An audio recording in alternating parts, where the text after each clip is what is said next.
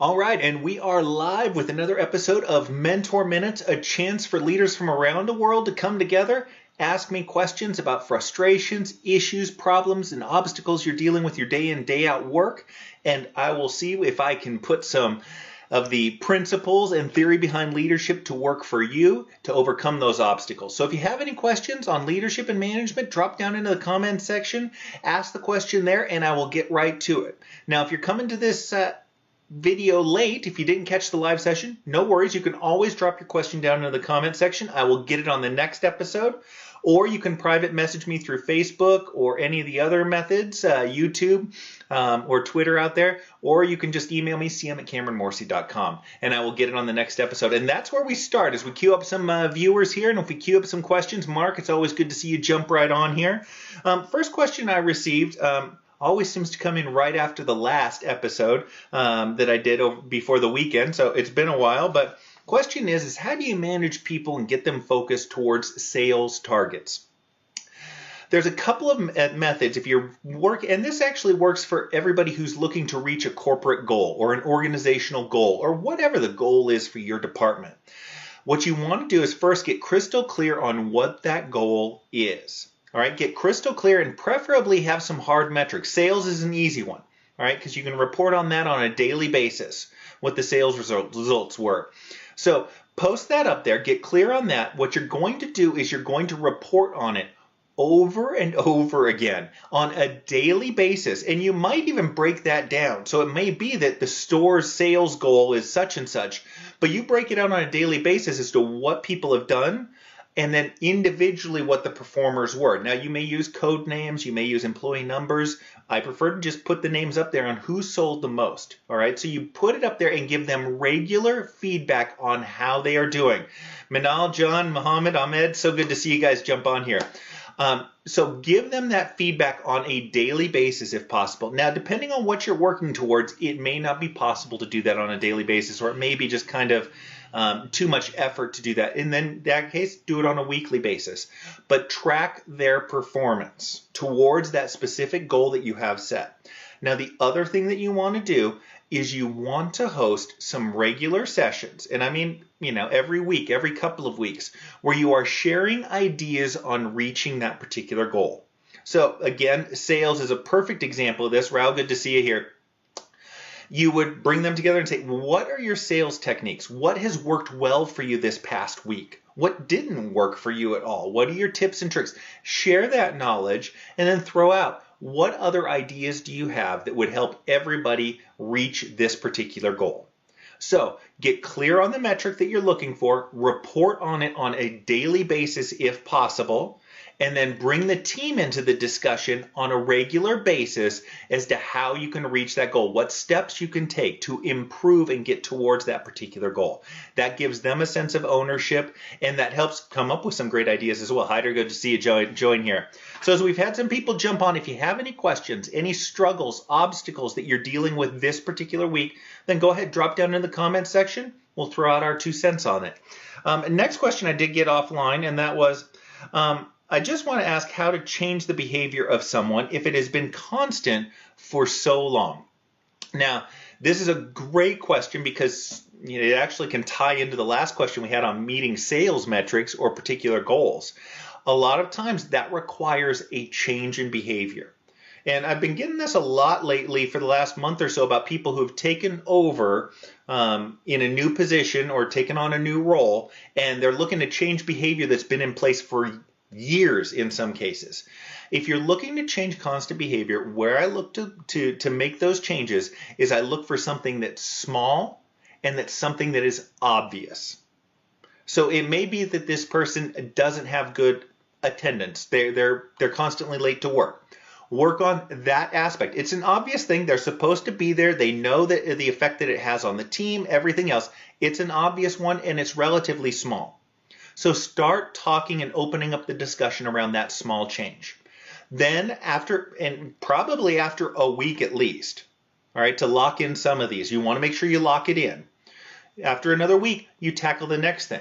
that might be a little bit bigger and a little less obvious in how to direct it. Hey, we need you to pick up the phones after, by 3 rings because it shows promptness and attention to the customer. That can be one. That's a little less obvious, a little bit more wiggle room, but again, is relatively small. Satish, so good to see you here. So that would be how to do it. If you want to change behavior that has been in place for a long time, and a lot of this stuff, not to minimize it at all, this stuff goes all the way back to childhood for some of these people where they weren't held accountable for attendance, for instance, or doing the absolute best. They were fine if they did 9 out of 10 things right, and when really, especially in regards to safety issues, 10 out of 10 is what you need to be. A lot of these are deep-seated, so it's about changing those habits. Start small, start obvious, and then move from there. It is a long-term thing. There's no quick flip of the switch really for long-term behavior traits. It takes a while, so be ready for that. Set yourself up for that and identify the first few things that you want to work on and then just knock them off one after another. That's how you change those long-term engraved behaviors. Next question comes in, Ahmed. Is it a daily or weekly report on goals, or KPIs depend on position layers as it is considered micromanagement style?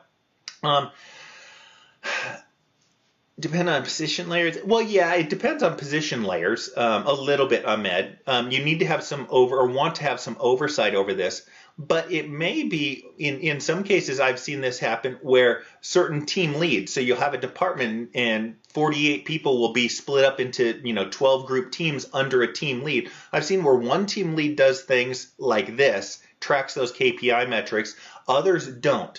And what happens is the benefits of that sort of behavior get shown and it generally rolls out. But I wouldn't consider it a micromanagement style. Giving a summary of performance at the end of every day or at the end of every week isn't micromanagement. You're not telling them how to do things. You're showing them the results of what they have done. And showing people the results of what they have done on their own isn't micromanagement. At least not how I'm seeing it, Ahmed. The great question, though. Great to see my viewers jump on here from YouTube as well. Any questions out there, drop down in the comment section. We'll keep this conversation going, especially if we're talking about meeting goals and KPI metrics. If you have any questions, clarifications on things, drop them into the comments. Happy to keep the conversation going on that. Next question comes in. I'm working in a senior level position in my organization. However, and this is one we all feel. However, I feel like some people and colleagues do not give me that respect which I deserve. How do I deal with this? And we all want to feel that respect, whether we are in a frontline position or whether we are in an executive position. We all want to be respected, and I think that's part of the key here. And for those that kind of tuned out and chuckled, hey, we've all felt it. We all want to have that respect, especially if we start getting promoted into certain levels. I think to get that respect, the first thing to do and to make sure you have this in place is to give respect. If you want respect, you have to give it first. So give the respect to your colleagues. Give it to your employees. You will be more likely to have that reciprocated back to you. That means that you are giving them the time and attention. You're listening to them, asking for their ideas. All of those things that we talk about regularly on these sessions. You want to give that. The second thing that I would look at here is get kind of specific with the person. So if they are not respecting you, is it surrounding a particular issue? All right, now the first thing is to see if that is an issue that you do need to address. All right, if it's around a particular issue, you may need to address something. The other aspect of this is that people are often disrespectful or emotional surrounding issues that they are self-conscious themselves about. So if you have somebody that is touchy in a particular area, oftentimes it is because they are self-conscious. Now, that can be completely misplaced, and you can simply just boost their ego a little bit and reaffirm to them that, no, you're doing a great job in regards to this. Or it may be something that you want to dive in just a little bit more and ask how you can help in that particular area, or ask them to come in and help you in that particular area. That's another great way of building up skill sets. Confidence is working with them. Now, that doesn't necessarily mean you go to them. That can be them helping you out with something, and that's a great way of flipping things around. Oftentimes, The result of the work is exactly the same. However, the effect emotionally on them is completely different. So look for those opportunities. Melanie, so good to see you here over in Australia on the opposite side of the date line from us here in the States. But if you're looking for that respect, give it first and then try to find out what it is indicative of. All right, so get specific with it there. A lot of this also comes from time. All right, if you maintain that level of respect through all of this, sometimes that will come around that way. So hope I helped out with that particular question. It's tough sometimes in some areas to get that respect, especially if you're new in a position. But I find that over time, if you consistently make the right efforts in that area and do it from the right heart, that respect will come. Next question I have is, I could be disciplining my employees, but what happens if upper management doesn't have the backbone? What is it that I can do in those cases to improve performance?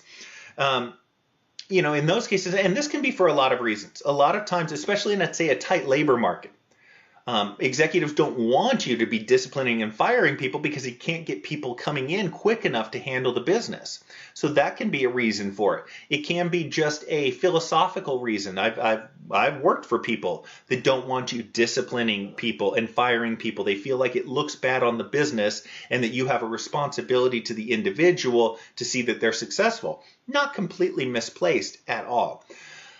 So first of all, I might ask why. So I might get clear for yourself, just for your own peace of mind, why is it that they don't want you to be disciplining people?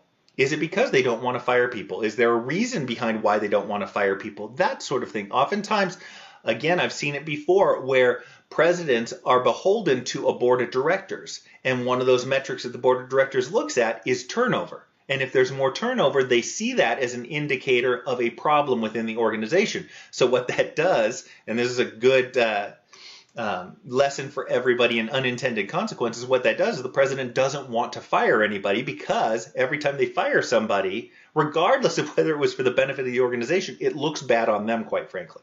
So find out why. The second thing to do is you double down on your positive motivations, but you can hold people accountable. Discipline, you can go through the formal steps that lead to firing somebody, but simply bringing somebody in and having a firm conversation with them is uncomfortable. I want to say it is a form of punishment. Nobody likes to sit across the table and have somebody show them a report that shows them how not good they are in a particular area. So I would continue your efforts in that realm of bringing people in and using that as an excuse to coach. But I would also look to double down on those motivating factors. Those motivating factors that you can bring in is, why aren't you doing this? So completely different sort of motivation than what you were probably thinking about. But ask them why they aren't meeting those metrics. Bring them into the conversation. You may learn something. You also give them a chance to suggest areas of improvement and ask them, how can I help you meet our expectations? All right, really push those points. It shows that you care, it shows that you are interested in their feedback, and it gives them ownership over their work, which is so important in people being satisfied with the work that they do on a day in, day out basis. Great question for everybody out there. And as we have people jump on, if you have any questions, obstacles, frustrations you're dealing with this week, drop them into the comments and I'll get to them. But very active offline here over the weekend. I work in an organization with different segments under different leaders and different leadership styles that are often not consistent. Any advice on how to respond to the manager X doesn't do that when enforcing behaviors? So you will deal with a ton of different leadership styles and different personalities. That's nature of the beast.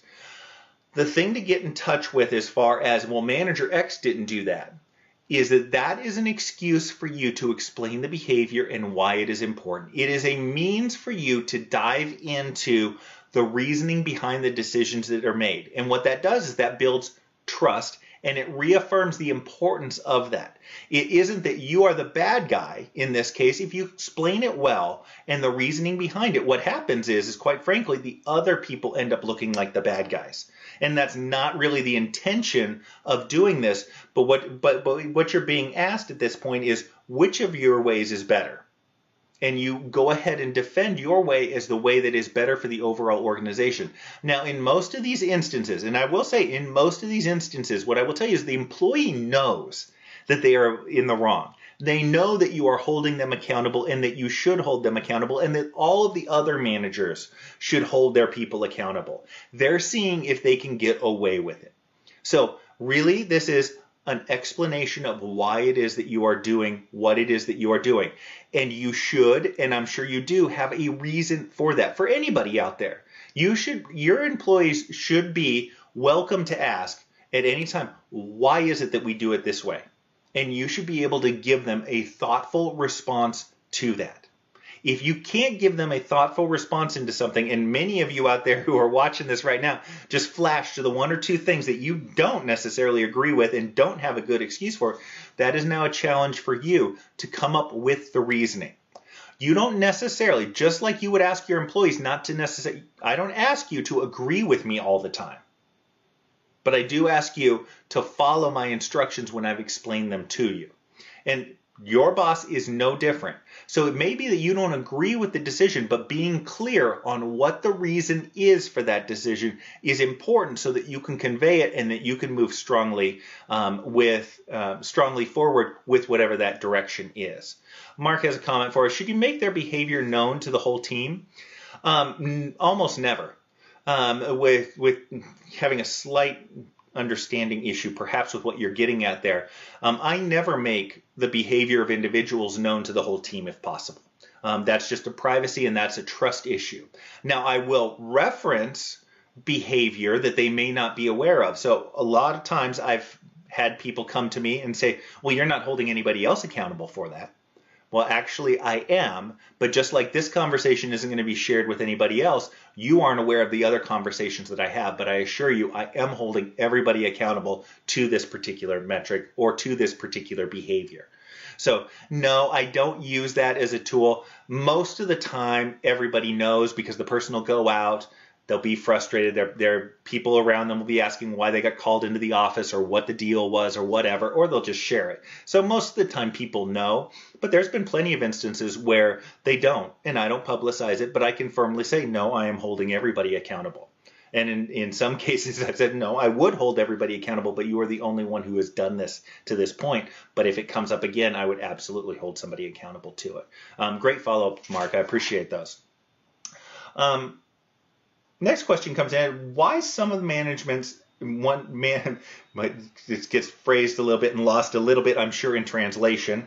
And that is, why does some management talk about ingratiating yourself to your boss? Does it really have a positive impact on your boss?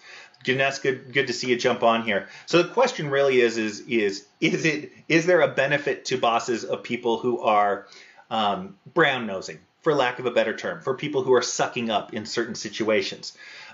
Is there a benefit to the boss? No, not in probably the way that you are meaning. There isn't a benefit to that boss. What you end up getting is you end up getting a yes person underneath that boss, which isn't feeding them the information that they need to make the decisions that they need to make. So it is important when we talk about ingratiating yourself, and I know I'm using that word wrong. When we talk about doing that with your boss, we talk about being humble. It is important that you are humble to your boss, that you are actively listening, that you are giving them the benefit of the doubt in many cases. Now, there is, of course, the reciprocal side of that they need to be respecting you and answering the questions that you have, that sort of thing. But you have a duty to the organization as a whole to, follow what your boss says, but I want to say trust but verify. If you have questions on something that is of a serious matter, then it is your duty to ask them those questions, those hard questions. If you see something that isn't going right, it's important that you bring it to your boss's attention, that you're not just bringing them sunshine and roses, but you're giving them the things that they also need to address and fix if it's a mistake. So, no, you don't want to be a brown number. You don't want to be ingratiating yourself to your boss. You want to be humble to them, but you want to be a servant. And a servant tells your boss when things are going wrong, just like when things are going right. So that'd be how I'd phrase that. Ahmed has the next question. It's, would you please give us some advice on how to manage work peers who work on a defensive mood since they don't give the business the needed support? In those cases where you have a peer or a colleague that really isn't pulling their weight, but they play the political game, is how I would look at it. First, acknowledge that they're playing the political game, and you're going to have to play that a little bit too. I don't like politics, in organizations or outside of organizations, quite frankly, but it is a reality. If you get more than half a dozen people together, you're going to start having some politics in it. So it is necessary for you to play the game. However, you play the game of politics in organizations by bringing truths to light, not by worrying about what other people are thinking more than what you are doing. All right, that's the downside of politics. So in these cases where you have a peer that's not pulling their weight, I would pick your battles. And I would pick your battles to address when you have hard facts. All right, that's what you want to tackle a defensive mindset with. All right, it goes for employees too. When employees are defensive when you give them feedback, the best way to counteract that is with cold, hard facts. All right, now you may not have numbers or a report or something like that, but what you can have is you can have a very recent and very specific event. All right, that's how if you don't have numbers on something, plenty of things we don't have numbers for, you can get a recent and specific event. Now, what you also want is you want the next recent and specific event as well. So you have two groupings of things here. Live long and prosper. So you look to have that as backup, because what happens is when you get specific, and when you get recent, they'll say, well, that was just a one-off. You do the same thing when you go to an HR department. You want to have backup on not just one incident, but preferably a second incident that reiterates that. Now, I realize this is all wasted effort on your part. I get it. But it is a realistic effort, and it's something that just has to take place. I wish I could say that there's a way to wipe politics out of organizations. If I could figure that out, my goodness, the success I'd have over here. But it is a reality. Acknowledge it, but work with cold, hard facts. Pick your battles for those. Those gray areas is where politics is ripe for spreading, and is where those people look to live and drive some of the discussions away from hard and specific things and into the gray area. Fight for that hard and specific. That's the way to kind of tackle that. I hope that helps out, Ahmed. Let me know if that wasn't clear at all, and I'll do a little follow-up on it as well if you have any questions on it. Next question comes in, and again, anybody online have questions, drop them down in the comment section. How to deal with team leaders who are not self-motivated. So when you have, and Sahad, glad you jumped on here. When you have anybody, I want to say, who's not motivated, but really I will kind of direct it towards supervisors, managers. When you have them that aren't self-motivated, the important thing is that you've set expectations in place that I want to say don't require any further motivation. All right? What is your benchmark? What is satisfactory behavior? And put the expectations at that. They can be motivated, demotivated, whatever it is, but they know they need to hit these marks. Do they need to, from a team leader standpoint, do they need to meet with every employee every single week? Do they need to do certain reports every week? Are their teams accountable for certain performance metrics? They need to hit those, all right? You don't need to motivate them, I want to say. You create an environment where motivation is natural. Don't get me wrong on that. But when you have somebody who isn't self-motivated, you make it a job duty and a job description. That's how you tackle so much of that. Now, you can get in, all right? That's the first way of tackling it. Now, if you want to dive in a little bit deeper, you can have the hard conversation of, Cameron, it just doesn't seem like you're motivated and bringing energy. I just wanted to know if there was anything going on, anything that I could help with, all right? You can dive that level deeper and open up that discussion. And you can bring, again, some specific instances where you might have seen some demotivation, but allow them a chance. I want you, and tell them, I want you to be happy on this job. I want you to be motivated, energetic, but I realize that not everybody's going to bring that sort of atmosphere with them, but I want you to be happy. And so if there's a way that I can help with that, let me know what that is. I'm here to help you. I'm here to help you do a great job, and I'm here to help you enjoy what it is that you're doing. So you can open up that conversation. What you want to get to is you want to get to areas where you are matching their interests. Something that, what did they find interesting? Why did they want to be a supervisor? Well, they wanted to be in a position to make decisions that impacted the organization, have an effect on their work. Sure, they wanted to be able to lift team members up. Start touching on those things, highlighting those things, and those are things that then you, as their manager, can start calling out when you see that behavior, which will naturally motivate them. That's a great way of tackling motivation from the inside out. Next question we have: how to deal with upper management not having your back in situations because they don't want to lose a bad employee because they were understaffed. Basically, accepting bad behavior. I kind of tackled this a little bit earlier, but you want to first of all, get clear on why it is. Well, you've kind of gotten clear in this case on why it is they don't want to let people go. What you can still do is you can still counsel people on bad behavior. Allow that to be an excuse to coach them. Having that discussion is punishment in most cases. All right, being called out on your bad behavior isn't fun for everybody.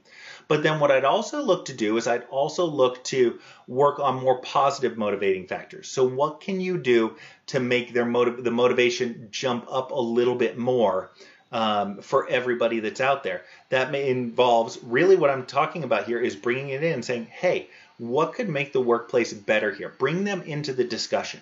You'll get ideas. The ideas will have applicability because they came from somebody else or came from the people that it affects, and it gives them that sense of ownership. That's so huge in these cases when we talk about motivation, is giving them a sense of ownership. So continue to counsel the bad behavior, but use it as an excuse to dive deeper into the issues and try to reach out to those people. I realize it sucks, and I don't like an environment where there isn't that ultimate accountability of being let go in place. I don't like that at all. I don't agree with that. But if you find yourself in that, there are ways to still have that disciplinary process without the ultimate nuclear option, shall we call it. But it is then beholden on you to have more discussions around positive motivation and bringing them up that way. Again, not necessarily what you want to hear, but it's the reality of the situation that you might find yourself in that case. Next question comes in, and this is the last one I have offline. So if you have any questions, now's the time. Drop them down in the comment section, and I'll tackle them there. How would you deal with a situation where one employee has stepped back during a very big merger, stepping away from a worldwide position due to health issues, now is in a regional position, and it seems that the new boss is ghosting her, means not being invited to meetings, keeping informed, etc. First of all, I'd take it to the boss. So why is it that they are conducting this particular behavior? It may be that they are taking that person out of meetings to give the new leader a chance to thrive. So what we have in this situation is we have, I'll equate it to a different scenario. You have somebody who was a manager and who decided for whatever reason to step back into a supervisor role. All right, so somebody else took over for that manager. Your boss may be creating some space where people are going to recognize the new person in their position. So ask your boss if there is a reason for it. Also, your boss may simply just not be aware that they should be including her in these meetings. So it's kind of calling that out just a little bit. Now, if you can't get a good reason from your boss, if your boss isn't going to change the behavior, and if it's important that this person is involved